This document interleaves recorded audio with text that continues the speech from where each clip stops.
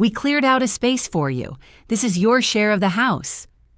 Those were the words my daughter-in-law said as she closed the door, leaving me in a dusty, forgotten attic after a fire destroyed my home. My name is Ashley Hughes. To my son and his wife, I was just a poor, old widow to be hidden away.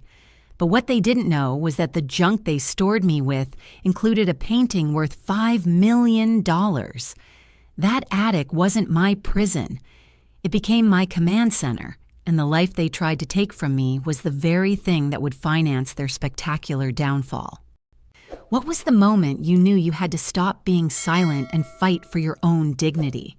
I would love to read your story in the comments. The flames had devoured everything, leaving behind nothing but a skeleton of charred timber against the pale morning sky. The acrid smell of burnt memories, a lifetime of them, clung to the cold air on what was now the worst day of my life, October 5th, 2024. At 67 years old, I had lost my home. The fire chief, a kind man with soot on his face and pity in his eyes, had just finished speaking to me. "I'm so sorry, Mrs. Hughes. There's nothing left to save." His words were gentle, but they struck me with the force of a physical blow. This wasn't just a house. It was the shell of my life with David, the place we'd brought our son, Mark, home from the hospital. Every creaky floorboard, every faded patch of wallpaper held a story. Now, they were all just ash. Just 1 week ago, my daughter-in-law, Amanda, had visited. "You really should be more careful with this old wiring, Mom," she'd said, a saccharine smile playing on her lips that I now recognized as purely artificial. It wasn't a warning born of concern, it was a judgment. My hands trembled as I pulled my phone from my coat pocket. My thumb hovered over Mark's name before I finally pressed the screen. He answered on the second ring, his voice thick with sleep. "Mom, what's wrong?" Before I could form a coherent sentence, a different voice cut in, sharp and efficient. "Is everything okay, Ashley?" It was Amanda. "Mark, let me talk to her." I explained, my voice a ragged whisper, what had happened. There was a pause on the other end. A silence that felt less like shock and more like impatient calculation. Then Amanda's voice returned, dripping with practiced sympathy. "Oh, you poor thing. Don't you worry about a thing. You'll come stay with us, of course, for as long as you need until things get sorted out." I had no other choice. My savings were modest, and the thought of navigating insurance claims and temporary housing alone was overwhelming. "Thank you, Amanda," I managed to say. "I don't know what I'd do." A firefighter helped me salvage what little remained. 3, maybe 4 cardboard boxes, warped and stained with water and soot. Most of it was junk, but in one box lay the few things I couldn't bear to lose completely. David's old photo albums and a few of his personal effects, including a lumpy object he had wrapped in burlap himself more than 20 years ago. I hadn't looked at it in years, but I couldn't leave it behind. "Of course, Mom," Amanda said over the phone, her voice smooth but cool. "Our home is your home." The words were warm, but the tone was anything but. An hour later, Mark arrived to pick me up.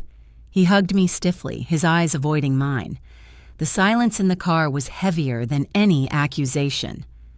He seemed choked with a guilt I didn't understand at the time. We drove away from the smoldering ruins of my past and toward the sterile perfection of their future. When his car pulled into the driveway of their modern gray and glass house, Amanda was waiting on the perfectly manicured lawn. She stepped forward, a smile fixed on her face, a smile that never once reached her eyes. "Welcome, Mom," she said, but her gaze wasn't on me. It was fixed on the soot-stained boxes I clutched in my lap, her expression a perfect portrait of disgust. The door opened, but not to a welcoming embrace. It swung inward to reveal a world so alien, so starkly different from the one I had lost, that it felt like stepping onto another planet. Mark carried my few, soot-stained boxes inside, his shoulders slumped as if he were carrying the weight of his own shame. He He placed them carefully on the polished concrete floor of the entryway, careful not to let them touch any of the pristine white walls. Amanda's words from the phone call, "Our home is your home," echoed in my mind with a bitter irony. This was not a home. It was a showroom, a magazine spread of whites, grays, and cold, hard surfaces. The air smelled of nothing, a sterile, chemical cleanliness that scrubbed away any hint of life. "Let me show you around," Amanda said, her voice a little too bright. She glided through the cavernous living room, pointing out features as if I were a prospective buyer she needed to impress. "The sofas are Italian leather, so you have to be careful with them. The countertops are imported marble from Carrara, and all the appliances are German." With every word, she was drawing a line, an invisible barrier between her world of expensive, curated perfection and my world of comfortable, lived-in memories. I was a relic, a smudge on her clean white canvas. I just nodded, trying to find the right words. Trying to muster a gratitude I did not feel. My own home, with its worn armchair shaped perfectly to my body and the tiny nicks in the wooden dining table from Mark's childhood fork, felt a million miles away. "It's beautiful, Amanda," I finally managed to say, my voice sounding small in the vast, echoing space. "Thank you for having me." "Of course," she said, the smile not quite masking the impatience in her eyes. "So, where can I put my things?" I asked, gesturing to the sad little pile of boxes by the door. Mark flinched, but it was Amanda who answered. "Right. Your room. It's this way." She led me not down the main hallway where I could see two pristine guest bedrooms, but toward a narrow, steep set of stairs tucked away behind the kitchen. It was more of a service staircase, unadorned and purely functional. I gripped the cold metal handrail, my 67-year-old knees protesting with every step. Mark followed behind with the boxes, his breathing heavy. At the top of the stairs was a single plain wooden door.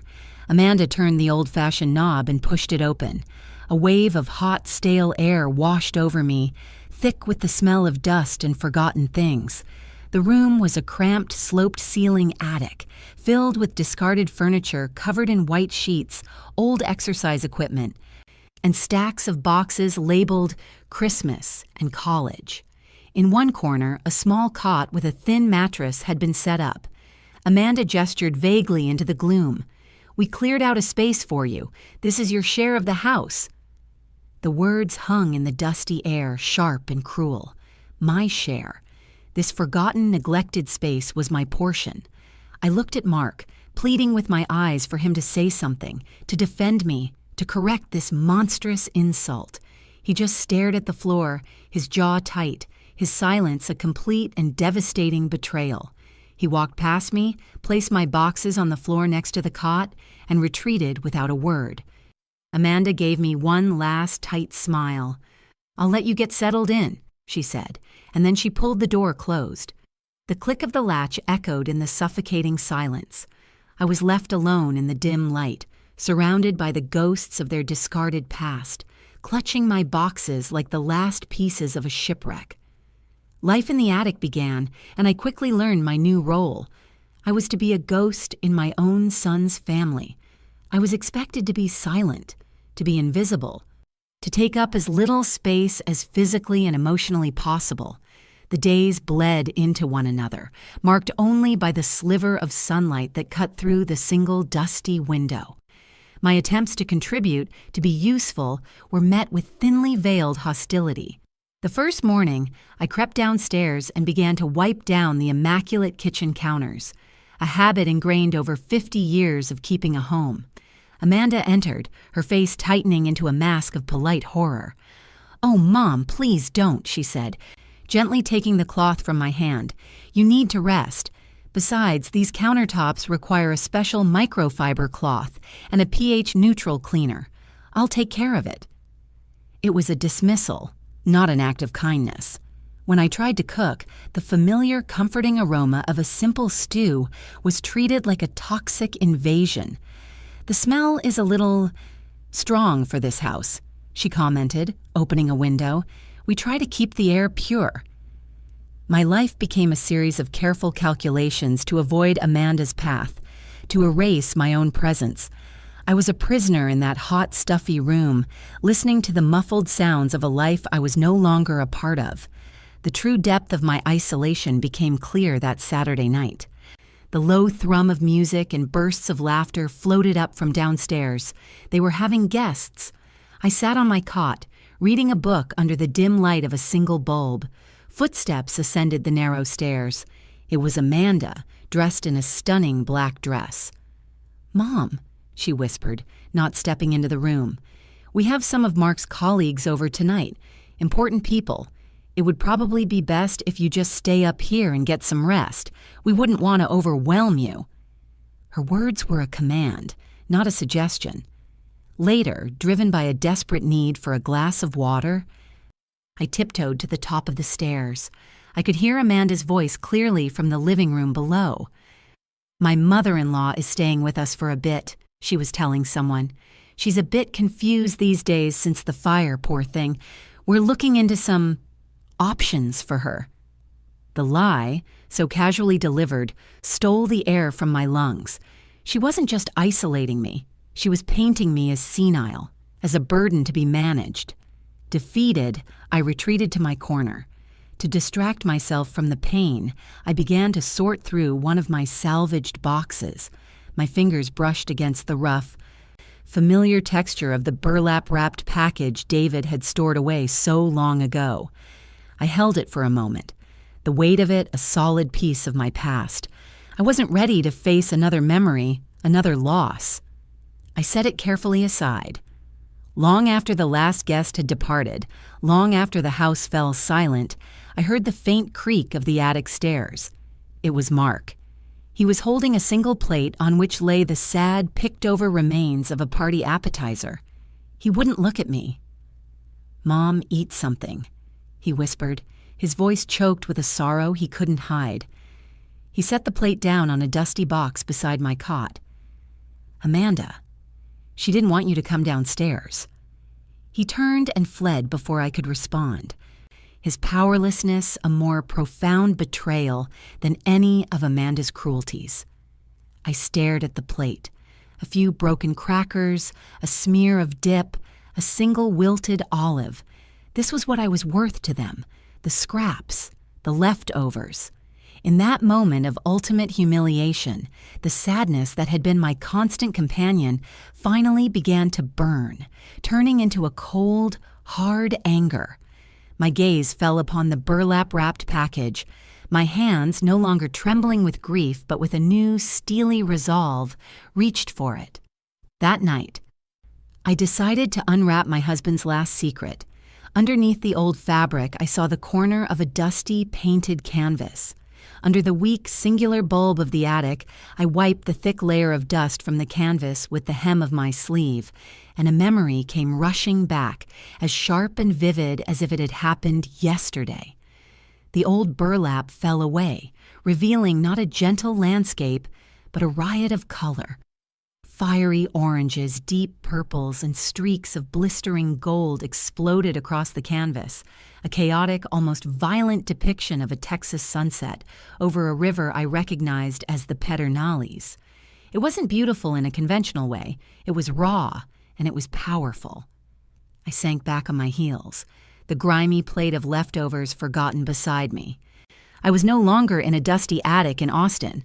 I was back in our small, cluttered living room, more than 20 years ago.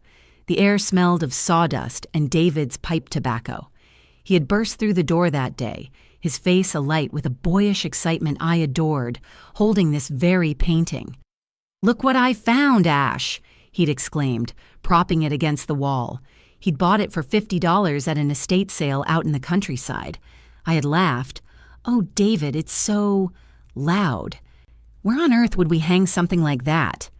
He had grinned, a twinkle in his eye that always meant he knew something I didn't. "This ugly thing," he said, tapping the frame, "might be worth a fortune someday. The artist is a recluse, but the right people are starting to whisper his name. This is our secret, Ash, our little lottery ticket." He took my hands then, his expression turning serious. Promise me you'll never sell it. It's a piece of our story." He paused, his gaze turning distant for a moment. Unless that girl ever pushes you to the limit." That girl. Even then, I knew who he meant. Amanda had only been dating Mark for a few months, but David saw through her polished exterior. He saw the flicker of contempt in her eyes when she looked at our simple furniture, the condescension in her voice when she spoke to me. I had dismissed it as a young woman's insecurity. David had seen it as a warning. The memory faded, leaving me back in the suffocating heat of the attic. Unless that girl pushes you to the limit. David's words were not just a memory. They were a prophecy. They were permission. I looked from the vibrant, defiant sunset on the canvas to the squalor around me. The plate of scraps, the thin, lumpy mattress, the door that had been closed on me. The limit had not just been reached, it had been shattered. A cold resolve settled deep in my bones, extinguishing the last embers of my grief and replacing it with a clean, hard flame. I looked at the painting, truly looked at it, and saw not just a sunset, but a dawn. My dawn. "David," I whispered to the dusty air, my voice no longer trembling, "I think the limit has been reached." The next morning, I did not creep downstairs. I walked. When Amanda saw me in the kitchen, she looked surprised, as if a ghost had decided to join her for breakfast. I ignored her and made myself a cup of coffee. I spent the day in the attic, not in despair, but with a new purpose. I went through the box of David's old things, the one that held his photo albums. Tucked into the back of an album was his old leather-bound address book. My fingers, steady now, flipped through the worn pages, past the names of old friends and distant relatives, until they stopped. There it was, written in his familiar, strong script, Gable, Esquimie, estate lawyer. My hands trembled as I dialed the numbers, the worn leather of David's address book cool against my skin. This call could change everything, or it could be nothing at all. I waited until I heard the front door close, the sound of Mark's car fading down the street, and the oppressive silence of Amanda's perfect house settling around me. Only then did I retreat to the small, windowless pantry off the kitchen, a hidden corner where I felt safest, and pressed the call button. A calm, professional voice answered. "Gable Law Offices." "Hello," I began, my own voice a reedy whisper I barely recognized. "My name is Ashley Hughes. I was the wife of David Hughes. He was a client of yours many years ago." There was a pause, then the voice softened. "Of course, Mrs. Hughes. I remember David well. A fine man. My name is Arthur Gable. How can I help you?" I took a deep breath, the scent of dried herbs and spices in the small pantry grounding me. I explained the situation as best I could, omitting the worst of the humiliation but making my desperation clear. I told him about the fire, about my current living arrangement, and finally about the painting. I described its chaotic colors, its size, the name of the obscure artist David had mentioned. There was another pause, but this one was different. It was charged with sudden interest. "Mrs. Hughes," Mr. Gable said, his professional calm now tinged with excitement. "I believe I know which painting Mr. Hughes was referring to. The artist, he passed away about 5 years ago. There was just a major retrospective of his work in New York. His pieces are now extraordinarily valuable." Hope, a feeling so foreign it was almost painful, bloomed in my chest. It wasn't just a fantasy. David had been right. "I need to know for sure," I said, my voice gaining a sliver of strength. "But I cannot let my son or his wife know. Not yet." "I understand completely," Mr. Gable said, his tone shifting back to one of quiet competence. "Discretion is paramount. We need to have it authenticated and appraised by an expert. It's too valuable to risk handling improperly. I have a trusted contact at a major auction house. We can arrange a private consultation." He paused. "The most difficult part will be getting the painting out of the house without arousing suspicion. We spoke for another 10 minutes, formulating the beginnings of a plan. The conversation was a lifeline, a sudden, unexpected anchor in the storm of my life. I was not alone in this anymore. I had an ally. "Thank you, Mr. Gable," I said, emotion choking my voice. "Thank you." "We will handle this, Mrs. Hughes," he said just before we hung up. His final words were a quiet, serious warning. "Please be careful. If this painting is what we think it is, we are talking about a life-changing sum of money. People can become unpredictable." I ended the call, my mind racing with possibilities. For the first time in weeks, I felt a flicker of power. As I stepped out of the pantry, clutching my phone, I heard a sound that made my blood run cold. The click of the front door opening. Amanda was standing in the foyer holding a shopping bag. She had come home early for lunch, something she never did. Her eyes, sharp and suspicious, narrowed as they landed on me. "Who are you talking to, Mom?" she asked, her voice deceptively casual. I didn't hear the house phone ring. My heart hammered against my ribs, but I forced my expression to remain placid. I met Amanda's suspicious gaze with what I hoped was the weary confusion of an old woman. "Oh, that was just Martha, from my old church group," I lied, the name of a long-departed friend coming to me in a flash of inspiration. She was just checking in on me after the fire. So sweet of her. The lie seemed to satisfy her. Her shoulders relaxed, the suspicion in her eyes replaced by her usual impatience. "Well, try to keep the calls shorter," she said coolly. "You never know when Mark or I might need the line." 3 days later, I built on that lie. "I'm going to visit an old friend in Dallas," I announced over breakfast, feeling Amanda's probing eyes on my back as I washed my coffee cup. "Martha isn't doing too well, and I think a visit would do us both some good. I'll just be gone for the day."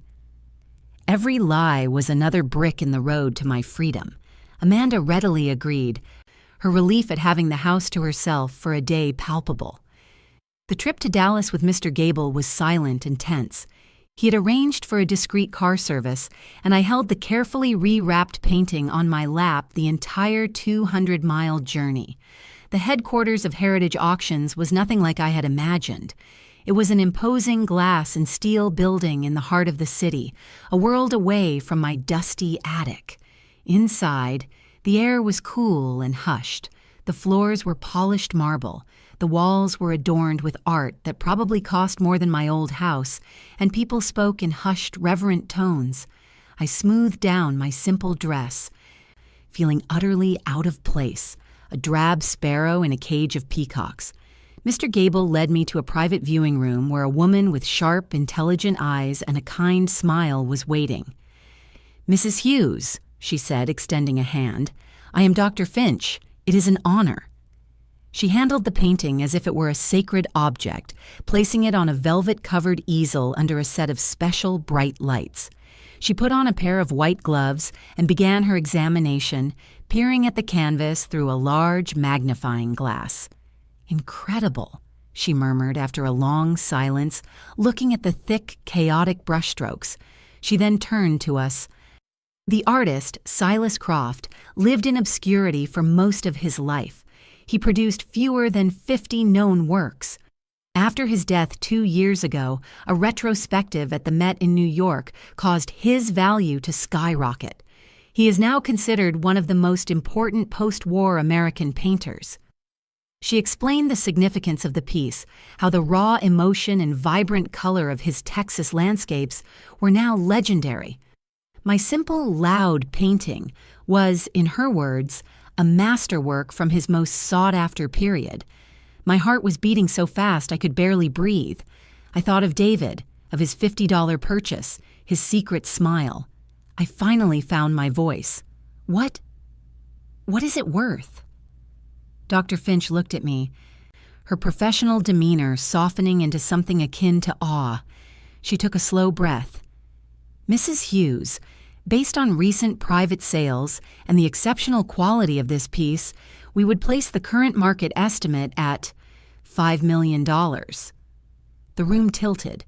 The hushed sounds of the auction house faded to a dull roar in my ears. $5 million. I gripped the arm of the leather chair to keep from falling. It was a number so large, so abstract, it felt like a dream. It was the price of a new life. It was the price of justice. The drive back to Austin was a blur. I stared out the window at the passing Texas landscape, but all I could see were the fiery colors of the painting. I was still reeling from the shock when Mr. Gable finally broke the silence. He turned to me, his expression calm and strategic.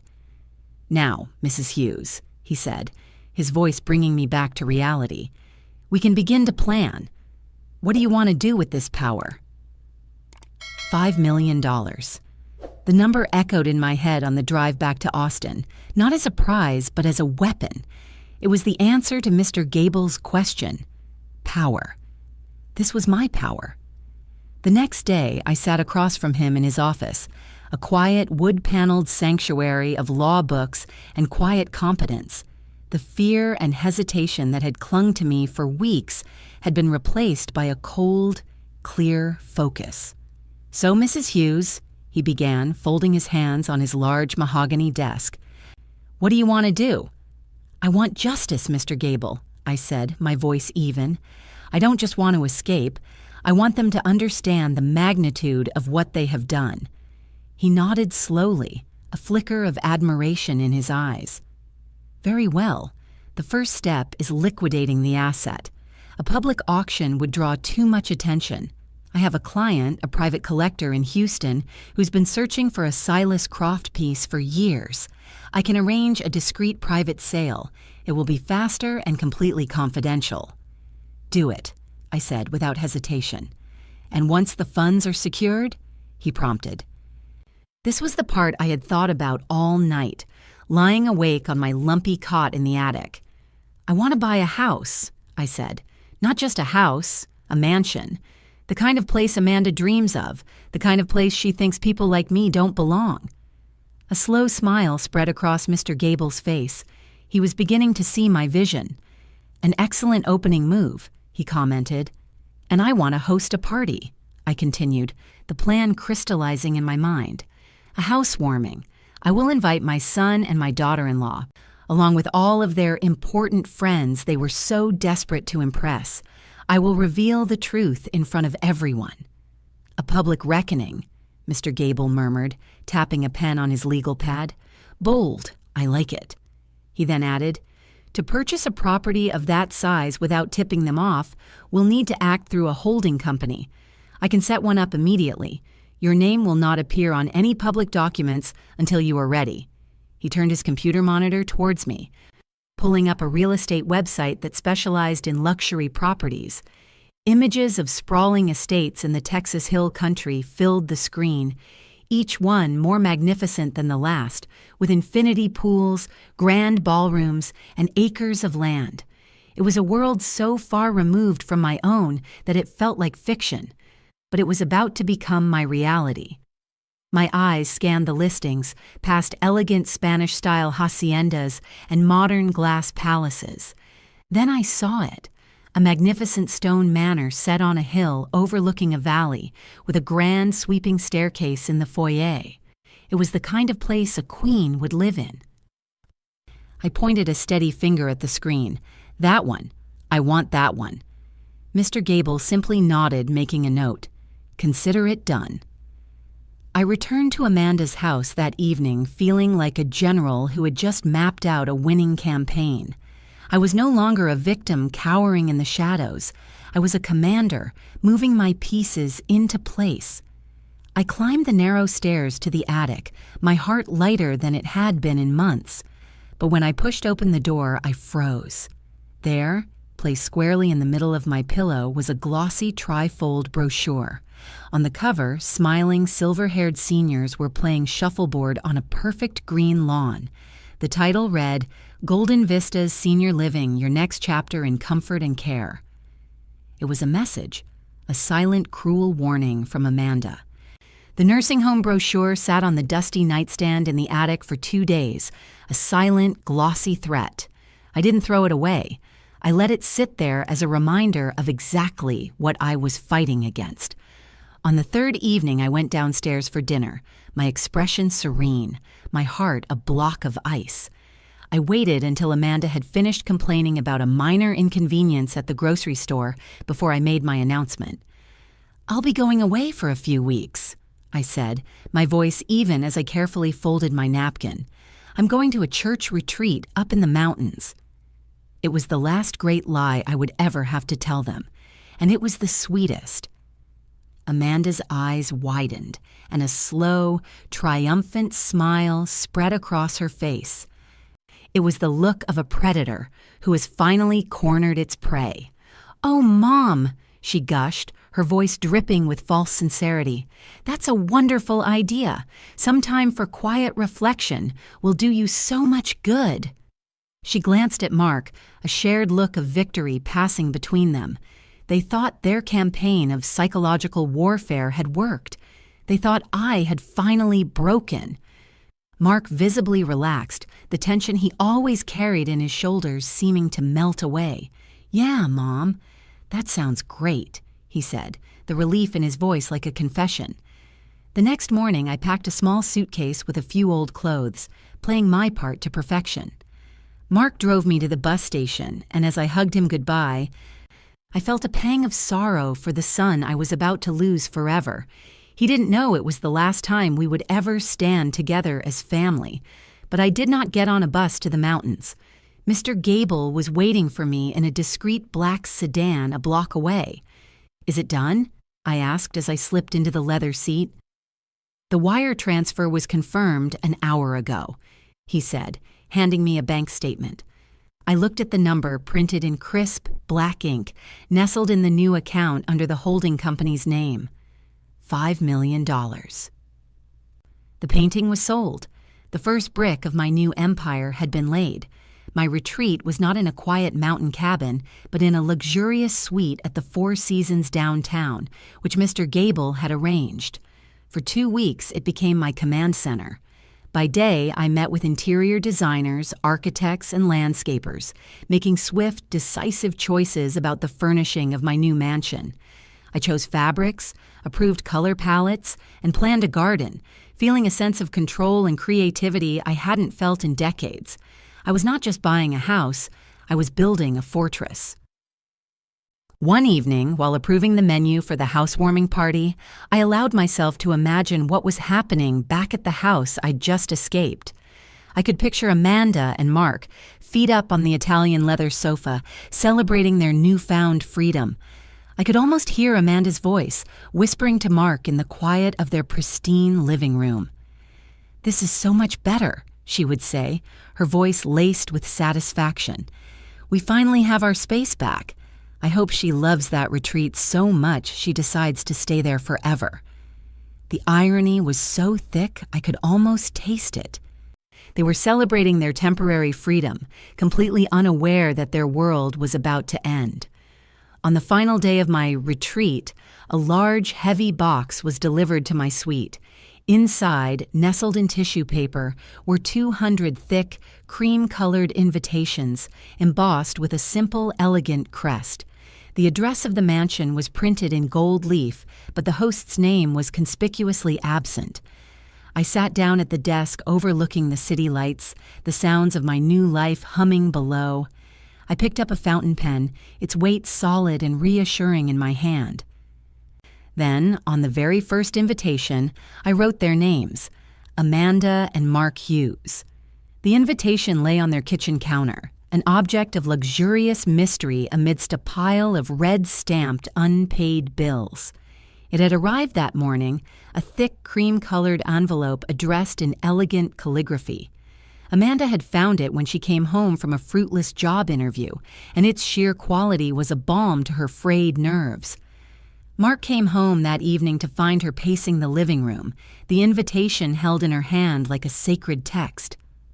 "Mark, look at this," she said, her eyes shining with an excitement he hadn't seen in weeks. He took the heavy cardstock and read it. "A charity fundraiser and housewarming gala," he read aloud. The address was a prestigious, secluded lane in the Texas Hill Country, a place they had only ever driven past, staring at the distant gates of the ultra-wealthy. The host's name was absent, replaced by an elegant embossed crest he didn't recognize. "Who sent this?" he asked, a frown creasing his brow. "We don't know anyone who lives out there. It must be a mistake." "A mistake?" Amanda scoffed, snatching the invitation back. Her mind, ever attuned to the scent of opportunity and status, was already racing. "Mistakes don't come on paper this thick, Mark. Someone important has noticed you. This is how you network, how you move up in the world. This is our chance. We have to go." His hesitation was a fragile wall against the force of her ambition. Amanda. "We can't afford a night like that. We're already 3 months behind on the car payment." "Don't be so short-sighted," she snapped, her voice sharp. "This is an investment. The people at this party, they're the kind of people who can solve our money problems with a single phone call. We can't afford not to go." As always, his caution crumbled under her certainty. The week leading up to the party was a frenzy of preparation, orchestrated entirely by Amanda. She spent hours online researching the other names on the gala's host committee, creating a web of connections that existed only in her mind. On Wednesday, she came home with a new dress, a shimmering, backless gown that had cost nearly $1,000. "How did you pay for this?" Mark asked, his voice a mixture of awe and panic.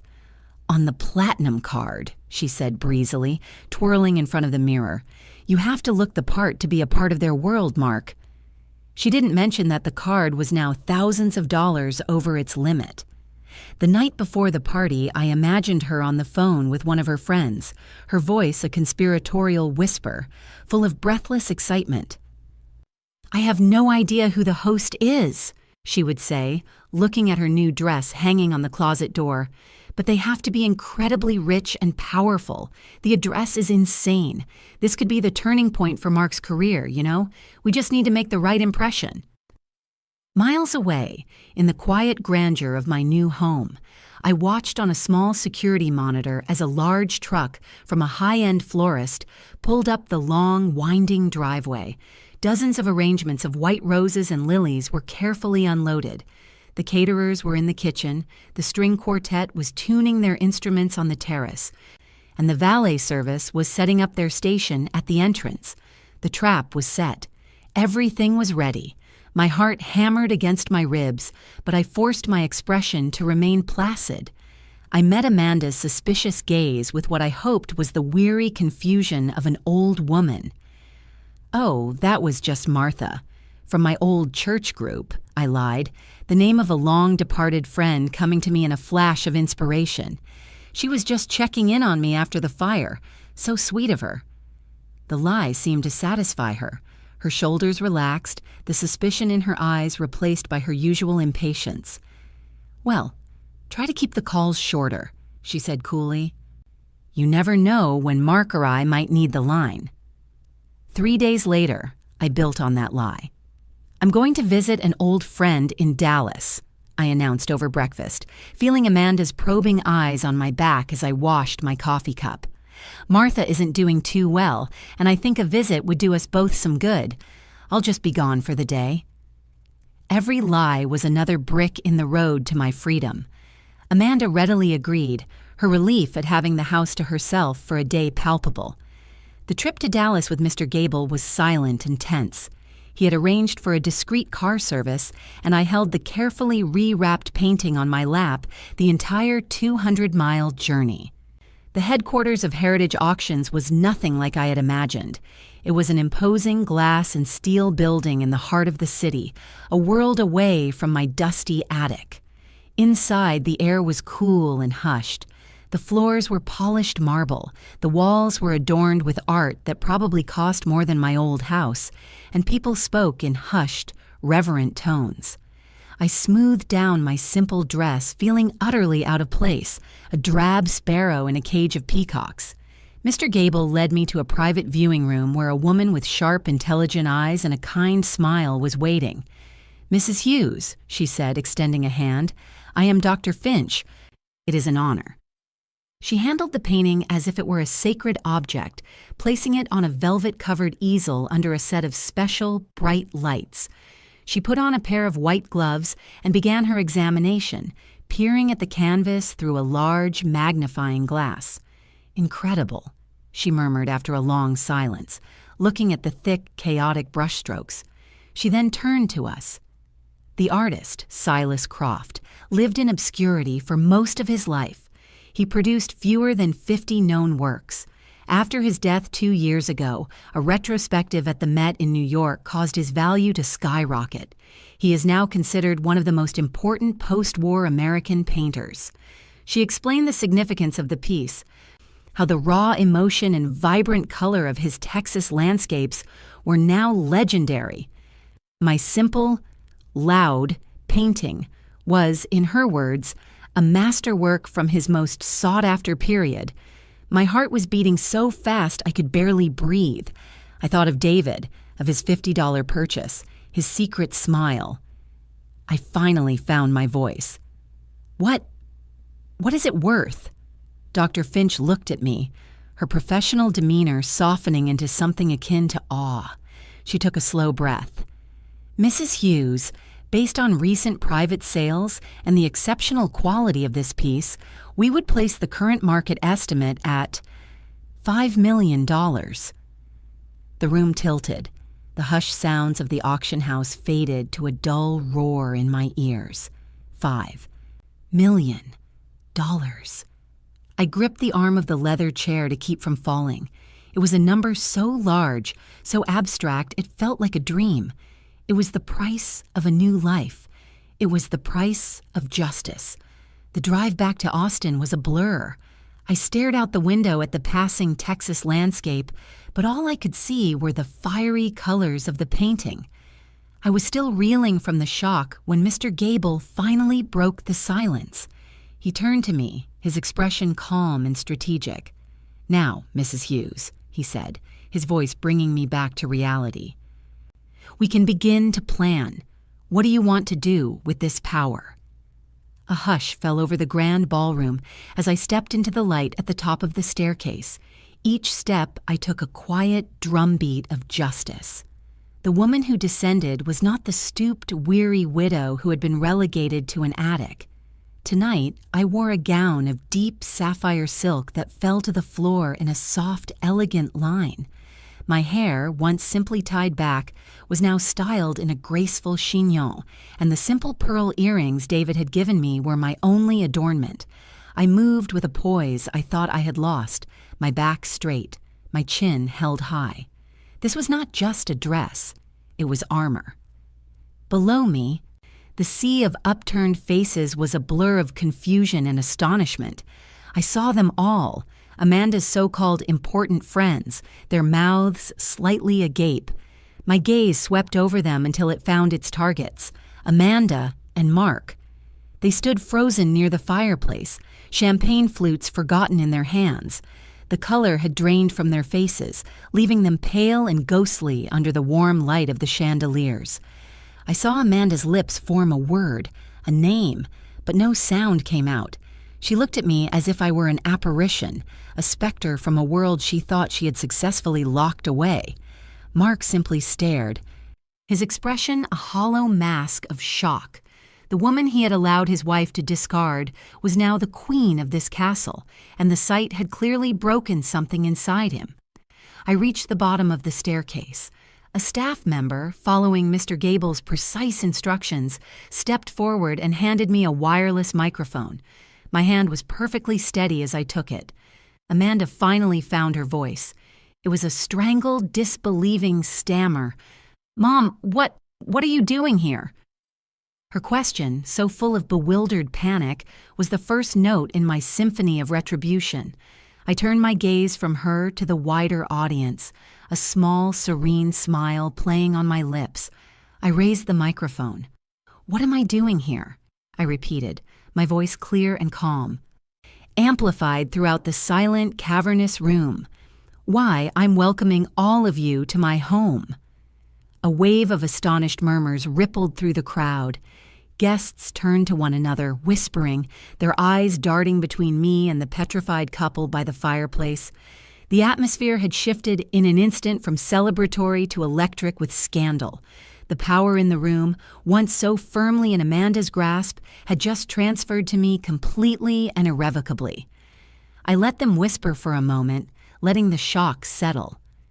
I looked straight at Amanda and Mark, who were now the center of 100 curious, judging stares. "I imagine you're both wondering how I came to have all of this," I said, my voice cutting cleanly through the noise. "The story begins in a dusty attic, and with an old, worthless painting."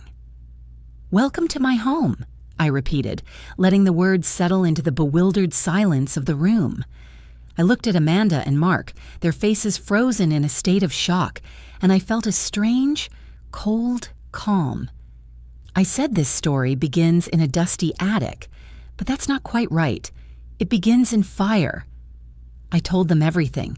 I spoke of the home David and I had built, a place of warmth and love, reduced to ash on a cold October morning. I spoke of my grief, my vulnerability, and the seemingly generous offer from my son and daughter-in-law to take me in. As I spoke, I could see some of the guests nodding with sympathy, their expressions softening. "I was given a room," I continued, my voice even and measured. My share of their home. It was an attic, hot, cramped, and filled with the things they no longer wanted. The murmurs in the room changed from sympathy to quiet disbelief. I could see Amanda's friends exchanging uncomfortable glances. Mark was staring at his shoes, his entire body rigid with shame. It was up there, surrounded by dust and memories, that I found something I had salvaged from the fire, something my late husband had bought more than 20 years ago. As I spoke, a large screen silently descended from the ceiling behind me. An image flickered to life, filling the space with fiery oranges and deep purples. It was the painting.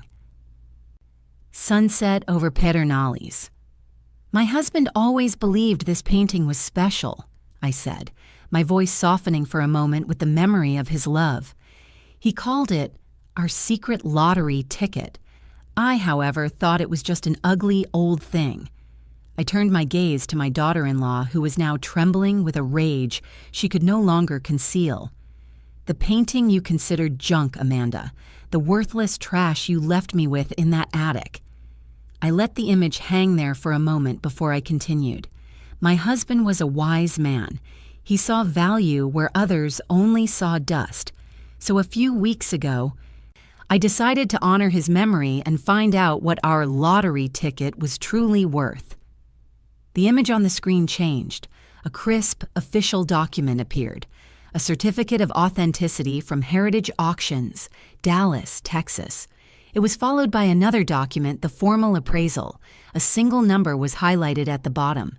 "The current market value," I announced, my voice ringing with clarity, "was estimated at $5 million. The collective gasp was so sharp it felt like the air had been pulled from the room. The screen changed one last time, displaying the wire transfer confirmation from the private sale. The number was undeniable. The silence was broken by a shrill, hysterical scream. It was Amanda. "That's impossible! It's a lie! You made it all up!" She was pointing a trembling finger at me, her face contorted with fury and disbelief, her carefully constructed composure shattered into 1,000 pieces. Before I could respond, 2 figures stepped forward from the edge of the crowd. Mr. Gable, my lawyer, and the elegant, authoritative Dr. Finch from the auction house. Dr. Finch addressed Amanda directly, her voice calm and unwavering. "Ma'am," she said, her words carrying the weight of indisputable expertise, "I can assure you every piece of information Mrs. Hughes has just shared is absolutely and unequivocally correct." With the truth of the painting now laid bare by unimpeachable experts, a palpable silence fell over the grand ballroom. Amanda stood frozen, her face a mask of disbelief and fury, trapped in the spotlight of her own lies. The guests were no longer just watching a drama. They were sitting in judgment. Now, with the truth revealed, there was only one final thing left to do. I took the microphone again, my voice calm and even. "A $5 million painting is a powerful motive," I said, my gaze fixed on my son and his wife. "But your ambition didn't stop there, did it?" I let the question hang in the air. "You see, I also know about the next part of your plan, the part where my supposed confusion and erratic behavior would become a legal weapon against me." A new wave of shock rippled through the room. I saw Mark flinch as if I had struck him. "I know," I continued, my voice resonating with a strength I had not felt in years, "about your consultations with lawyers specializing in elder competency. I know you were preparing to have me declared mentally incompetent, to strip me of my rights, and to seize control of everything my husband and I worked our entire lives to build." This revelation was a blow far more damaging than the first. The guests' whispers turned from shock to outright disgust. This wasn't just greed, it was a cold, predatory conspiracy. Before the noise could grow, Mr. Gable stepped forward again, holding a thin file. "If I may," he said, his voice cutting through the tension with legal precision. "My client, Mrs. Hughes, is not the one whose judgment is in question. Perhaps we should discuss the judgment of those who accumulate over $80,000 in high-interest credit card debt, take out a second mortgage on a home they cannot afford, and then see their own mother not as family, but as a financial solution." He didn't raise his voice, but every word was a hammer blow. He laid out their financial ruin for all to see, the desperate motive behind their cruelty. "This wasn't about concern for Ashley's well-being," Mr. Gable concluded, his eyes fixed on Mark. "This was a desperate, calculated attempt to seize control of her assets to pay for a lifestyle built on debt and delusion." The room was utterly still. I took the microphone one last time. "My late husband David valued two things above all else: honesty and kindness.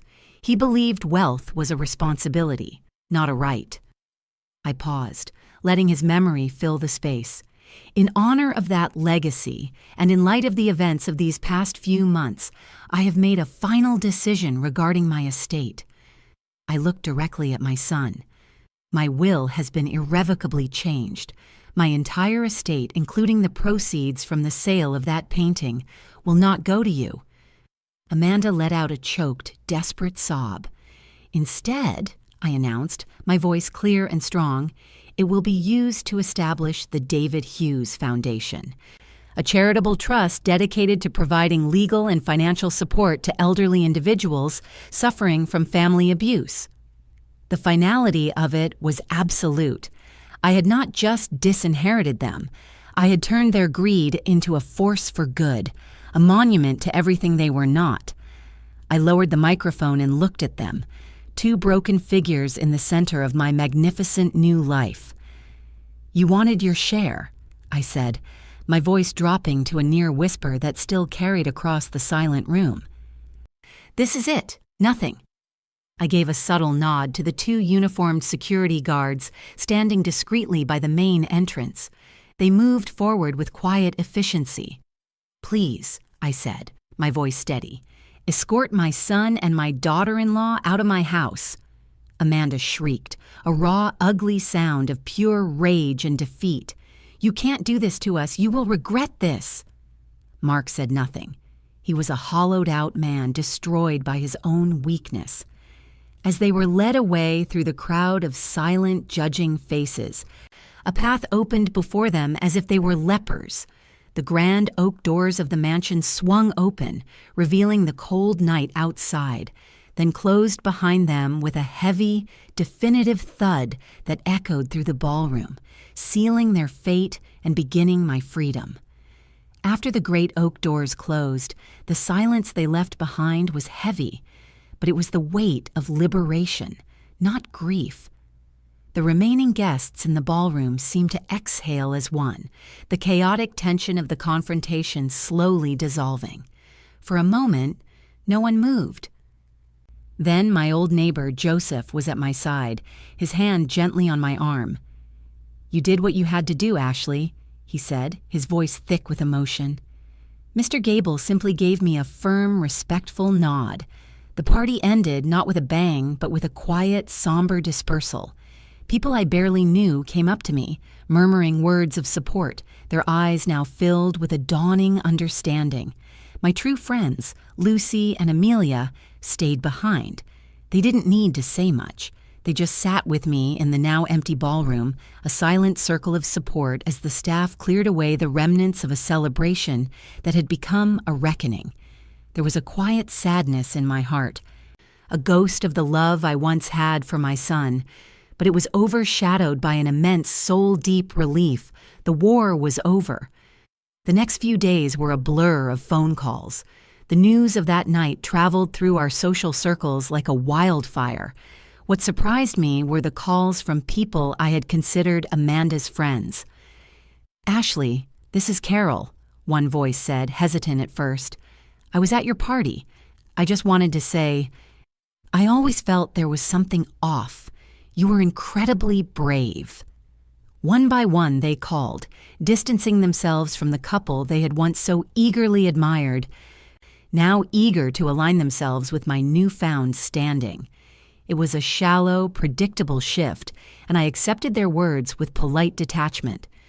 3 days after the party, on a quiet Tuesday morning, Mr. Gable called with an update.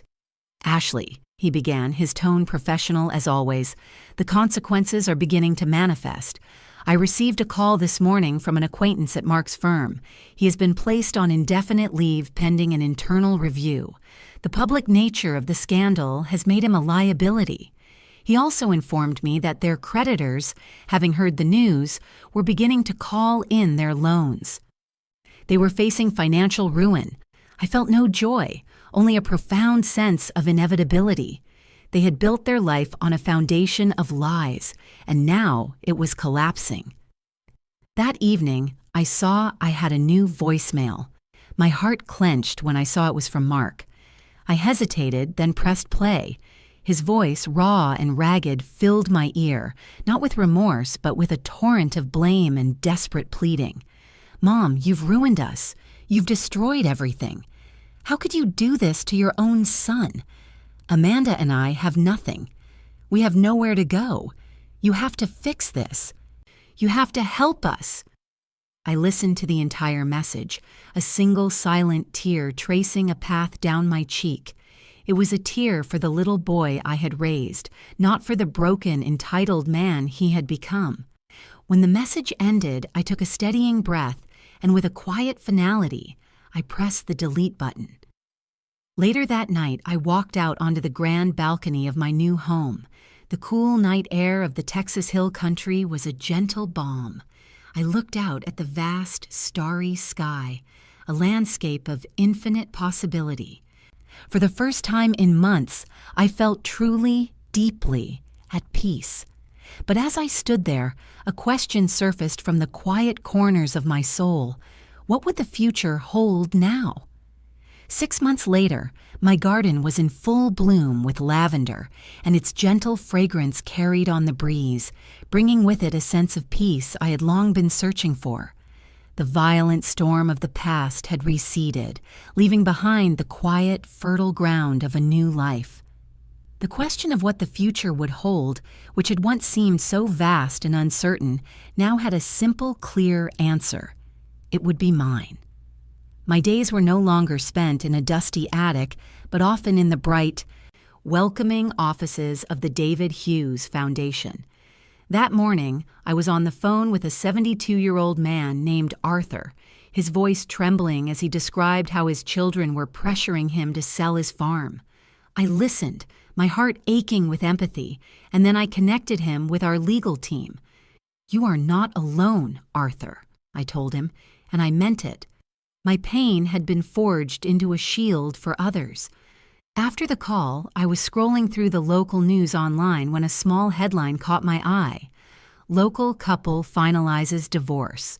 It was them, Amanda and Mark.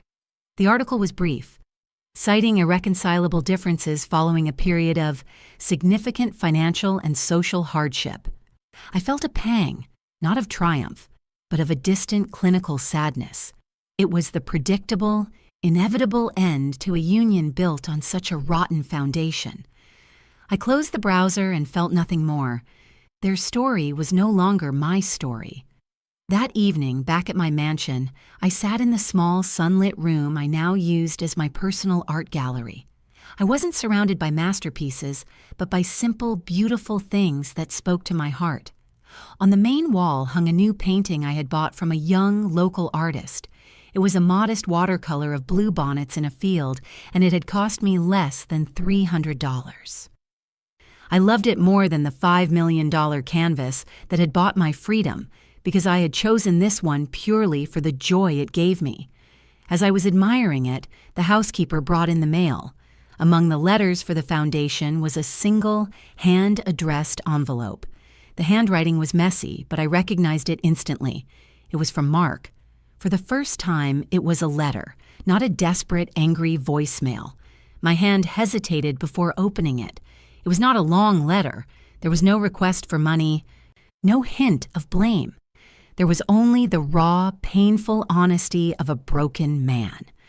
"Mom," it began, "I don't know if you will ever read this. I don't expect you to forgive me. I know I don't deserve it. For months I blamed you for everything. But being alone and working a real job for the first time in years, I've had a lot of time to think. You were right. I was a coward. I let Amanda's greed and my own weakness destroy everything. I am so sorry for the pain I caused you. I am starting over. I have a job in construction. It's hard work, but it's honest. I hope one day I can become a man my father would have been proud of." I read the letter twice. The apology I had once craved was finally here. But it no longer held the power to heal me because I had already healed myself. I carefully folded the letter and placed it on the table. I did not need to reply. He had his own path to walk now, as did I. I walked out onto the balcony and watched the sun dip below the rolling hills of the Texas Hill Country, painting the sky in fiery oranges and deep purples. A chapter of my life, one of grief and betrayal, had finally closed, and a new one of purpose, peace, and quiet joy, was just beginning. As I set my son's letter down on the table, unanswered, the last rays of the sunset filled my new home with a quiet, golden light. I finally understood that setting a boundary is not an act of cruelty, but the ultimate act of self-respect. True family is built on a foundation of respect, not entitlement, and my greatest victory wasn't the mansion or the money, but reclaiming my own dignity. Now the silence in my home is one of peace, not loneliness. Have you ever had to draw a line to protect your own peace? I would love to hear your story in the comments below.